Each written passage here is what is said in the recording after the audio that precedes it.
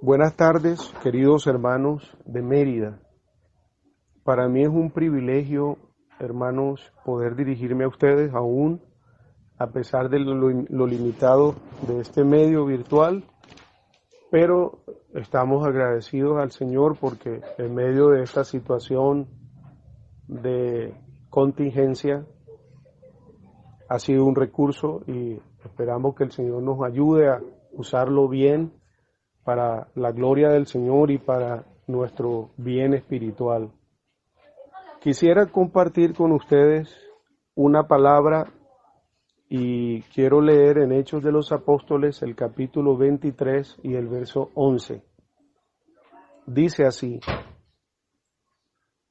a la noche siguiente se le presentó el Señor y le dijo: ten ánimo, Pablo, pues como has testificado de mí en Jerusalén, así es necesario que testifiques también en Roma. Y tenemos confianza en que el Señor ha de prosperar en nuestros corazones la lectura de su santa palabra. Amén. Bueno, como todos ustedes saben, queridos hermanos, esta escritura está en el marco de lo que en el relato de los Hechos de los Apóstoles se nos registra como la reclusión de Pablo. Esta reclusión comenzó en el capítulo 21 y 28, verso 28, donde él es tomado cautivo y va a ir desarrollándose hasta el final de este libro. Hay más o menos unos 5 años. Y pensando, queridos hermanos, en esta experiencia tan difícil para el apóstol y pensando en lo que ha acontecido en estos días donde para todos nosotros es una experiencia sin antecedentes. La mayoría de nosotros nunca había estado en lo que se ha denominado una pandemia y una cuarentena. Aquí tenemos a este hombre de Dios recluido contra su voluntad. Pero estaba pensando, queridos hermanos, en algunas lecciones de valor espiritual que podemos aprender. Y en este sentido quisiera llamar nuestra atención primeramente a un paréntesis. Dice el versículo 11, a la noche siguiente se le presentó el Señor.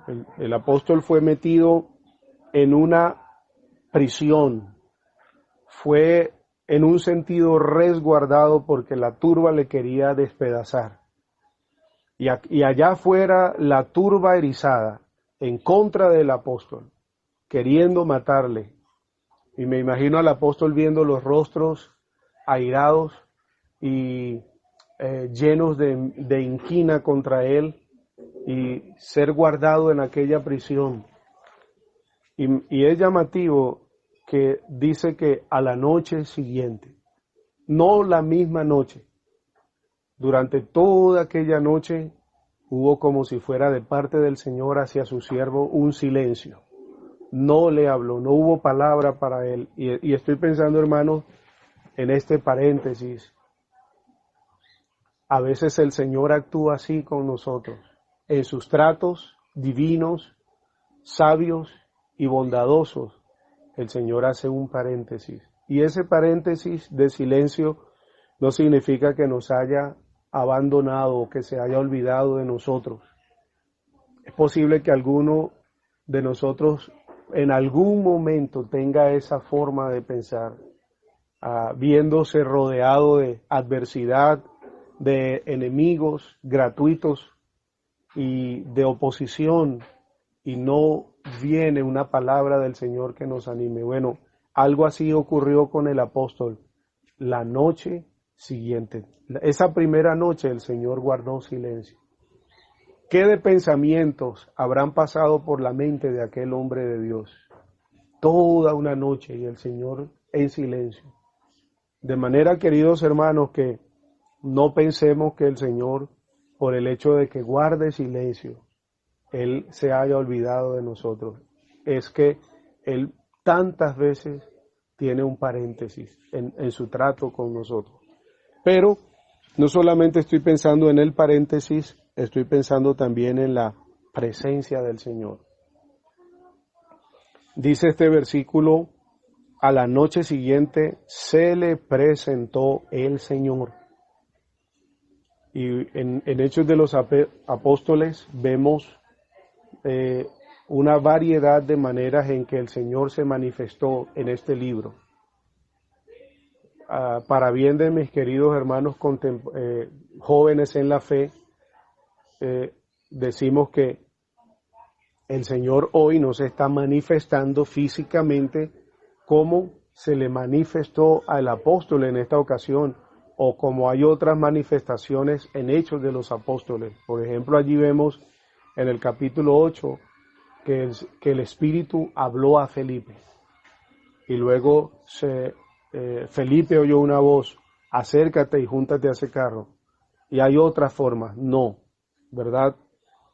Pero en sentido espiritual, el Señor se hace manifiesto en nuestras vidas. Dice aquí que se le presentó el Señor.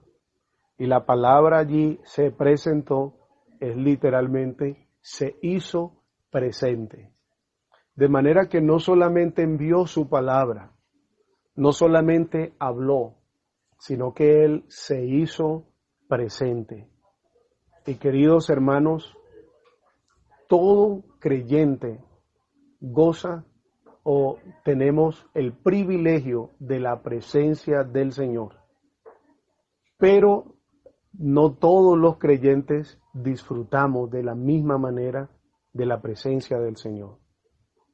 El Señor nos ayude, como este hombre de Dios, a disfrutar conscientemente y cada vez en una mayor medida de la presencia del Señor con nosotros. Qué gozo para el apóstol. Él estaba allí en aquella prisión, y aquella prisión, en aquel lugar tan ingrato, el Señor se hizo presente para acompañar al apóstol. Esa presencia tenía varios propósitos. Una de ellas era identificación. Quería mostrar a su siervo que el Señor estaba identificado con él. El que se había identificado con el Señor públicamente en un ambiente adverso, estaba recibiendo de parte del Señor identificación íntimamente en aquel lugar de la prisión. Y queridos hermanos, el Señor nos ayude. A veces la adversidad, la oposición, la enemistad de aquellos que se oponen al Evangelio puede hacernos pensar que el Señor no está con nosotros. Y hermanos, el Señor ha prometido estar con nosotros. Esa es la verdad de Hebreos capítulo 13, de manera que podemos decir confiadamente: el Señor es mi ayudador, no temeré lo que me pueda hacer el hombre. Y la palabra ayudador es la idea de uno que está al lado, que está con nosotros, está a nuestro lado, acompañándonos. De manera, hermanos, que qué precioso para el apóstol, no solamente el paréntesis que el Señor hizo, sino aquella presencia del Señor. El Señor nos ayude, hermanos, en días difíciles como los que nos ha tocado vivir, a aprender a disfrutar conscientemente la presencia del Señor. Estaba pensando también no solamente en la presencia del Señor, sino la palabra o las palabras del Señor. Porque el Señor se presentó y habló a su siervo. ¿Y qué palabras, hermanos, tan puntuales? ¿Qué palabras tan necesarias? Esas palabras eran la respuesta a la necesidad que aquel hombre de Dios tenía en aquel momento. Y quiero que nos fijemos por un momento en ellas. Dijo el Señor, versículo 11, se le presentó el Señor y le dijo, ten ánimo, Pablo, ten ánimo. Y pensando en estas palabras, ten ánimo, creo de todo corazón que era muy posible que aquel hombre de Dios, su ánimo estaba siendo erosionado. Aquel hombre tan ferviente, pero un hombre, necesitaba esas palabras de animación. Ten ánimo, ¿qué palabras? Ten ánimo. Y hermanos, el Señor nos ayude. ¿Cuánto necesitamos estas palabras? Si hay algo que afecta las pruebas y la oposición, es nuestro ánimo. Y si hay algo que necesitamos, hermanos, para el desempeño de nuestra vida cristiana, es el ánimo en el Señor. El ánimo en el Señor, hermanos, no es una emoción efervescente. No tiene nada que ver con lo emocional y el entorno. Tiene que ver con lo que somos y tenemos en el Señor. El ánimo en el Señor se nutre del Señor mismo. Y es lo que está haciendo el Señor con su siervo. Ten ánimo, Pablo. Y fijémonos lo que a continuación el Señor le indica. Ten ánimo, Pablo, pues como has testificado de mí en Jerusalén, así es necesario que testifiques también en Roma. De manera que para testificar se necesita el ánimo en el Señor. De su ánimo en el Señor iba a depender su servicio al Señor. Entonces, hermanos, el ánimo en el Señor no tiene nada que ver, como ya dije hace un instante, con lo emocional y con la manera en que nos está yendo, no. Tiene que ver con nuestra comunión con el Señor. Y es tan importante, hermanos, para el desarrollo de nuestro servicio al Señor, tener ánimo en el Señor. Dijo el apóstol Pablo a los filipenses, estad siempre gozosos. Dijo aquel antiguo, el gozo del Señor es vuestra fortaleza. Y hermanos, eso lo podemos ver. ¿Usted ha visto algún creyente con gozo en el Señor que se quede callado cuando hay que testificar? ¿Ha visto algún creyente gozoso en el Señor que cuando la asamblea sale a evangelizar, él se queda en casa? ¿O no va al culto pudiendo ir al culto? No, ¿verdad? El gozo en el Señor, ese disfrute de lo que somos y tenemos en la bendita persona de nuestro Señor Jesucristo, nos impele a testificar de Él a un mundo en tinieblas. Entonces, hermanos, el Señor nos ayude. Querido creyente, querida creyente, ¿cómo está hoy tu gozo en el Señor? Tu ánimo en el Señor. El Señor nos ayude a disfrutar conscientemente su presencia. Y eso nos va a ayudar en nuestro ánimo y gozo en el Señor. ¿Qué palabras entonces las que aquel siervo del Señor recibió en aquel momento? Ten ánimo, Pablo. Pero estoy pensando también en el programa que aquel siervo de Dios recibió. Allí estaba aquel hombre en la cárcel, el Señor se presentó y entonces le dio el programa. Aquella cárcel fue convertida en el palacio de operaciones del cielo en la tierra. Dice versículo 11, pues como has testificado de mí en Jerusalén, así es necesario que testifiques también en Roma. El Señor le dio el programa. Por la carta a los Romanos, capítulo 1, aprendemos que hasta este momento Pablo no había ido a Roma. Él va a ir a Roma. El Señor se lo mostró en aquel programa. Estaba revisando y hay por lo menos un poquito más de 4.000 kilómetros de distancia. Y por fin aquel hombre de Dios que tanto había anhelado ir a Roma, que posiblemente pensó que aquella reclusión iba a limitar su servicio, él recibe allí en aquella reclusión este programa. Vas a ir a Roma y vas a predicar. Entonces, hermanos, no sabemos los propósitos del Señor tocante a su obra en medio de esta situación, ¿verdad? No sabemos cuándo va a terminar, pero el Señor nos permita, en la medida que vamos conociendo su propósito, nos permita avanzar el reino de Dios en medio de toda esta situación.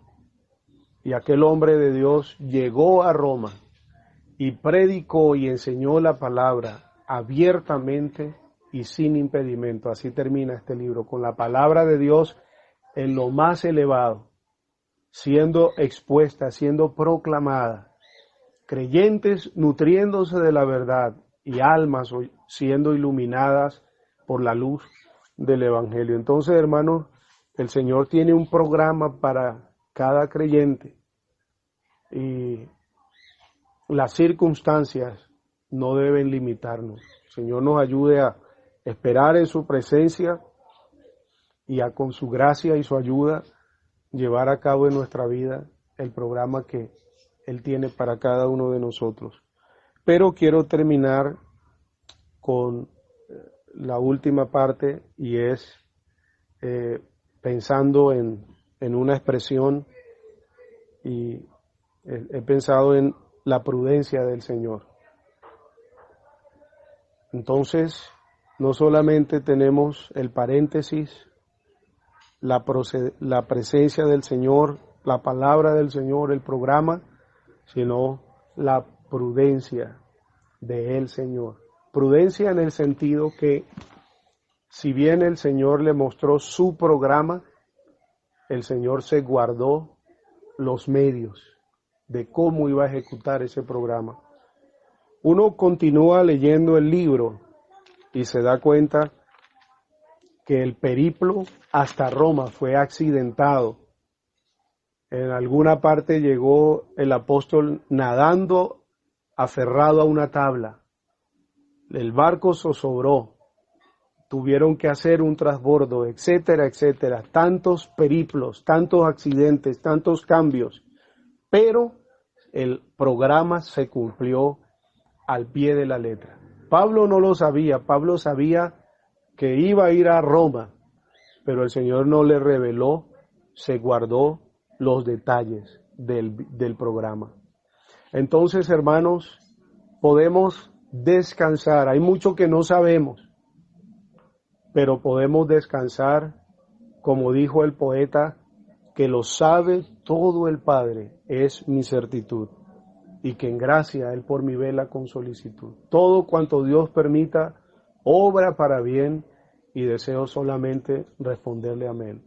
El Señor nos ayude a cumplir su programa y confiar en que los detalles del periplo están en sus manos y Él tiene cuidado de los detalles. Entonces, hermanos, que el Señor pues nos ayude a descansar en este soberano y buen Dios que es nuestro Dios, que tiene todo bajo su control, que Él prospere su santa palabra. Amén.